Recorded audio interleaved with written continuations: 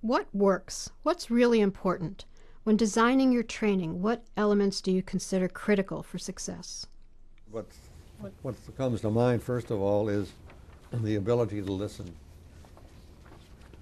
The ability to listen sounds so simple to say, but it's very difficult for some people to learn, particularly track one. So listening is critical. And the second thing is patience.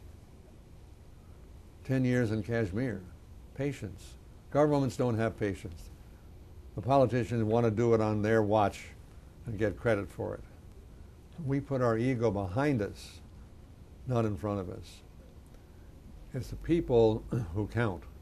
So we work with the people because they're the ones who are suffering, and they're the ones who want to bring about change, and they're the ones who will protect us if we have problems, because we've been invited by them to participate in what we're doing.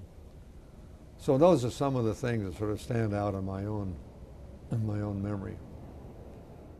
Another thing that I tell diplomats here in this country, which may impact on the answer to your question, I say you've got to realize when you go overseas how you are perceived today by the rest of the world.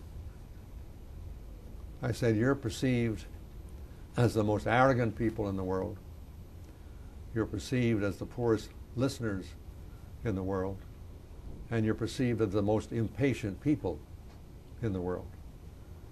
And I said, you put those three things together, you're not a very good diplomat. But it's interesting to note, I tell them, that you have the power within yourself to change those three things. You can learn how to be less arrogant. You can learn how to listen. And you can learn to be patient. And that's a challenge for you. And good advice.